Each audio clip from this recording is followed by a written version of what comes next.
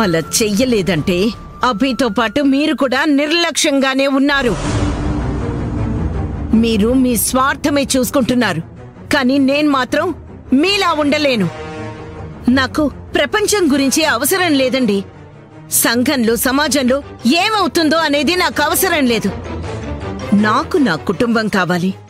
నా కొడుకు ఏమైపోతున్నాడో అది కావాలి నాకు.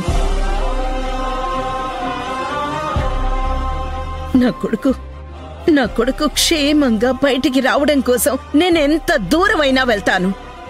దానికి మీరు స్వార్థమని పేరు పెట్టుకుంటారు, సంస్కారం అనే పేరు పెట్టుకుంటారు. అది మీ ఇష్టం.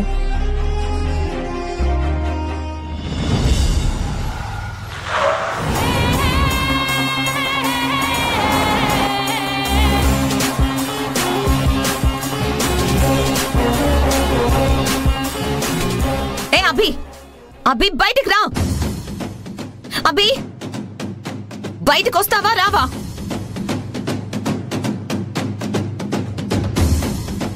అభి ఆ ముసలోళ్ళిద్దరూ ఎక్కడా?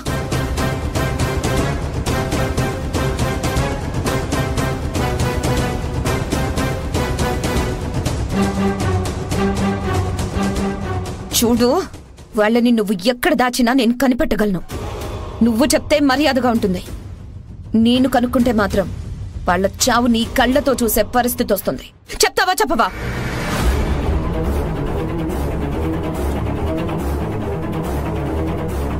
అత్తయ్య, ఆ ముసలోళ్ళిద్దరూ ఎక్కడున్నారు?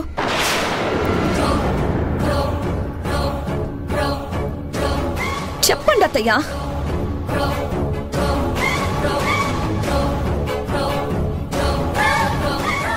ఏమైంది అత్తయ్య? ఆ ముసలోళ్ళిద్దరూ ఇక్కడే ఉన్నారు. అభి తీసుకొచ్చిందని చెప్పారు. ఇప్పుడేంటి? నేను అడుగుతుంటే ఎవరు సమాధానం చెప్పడం లేదు.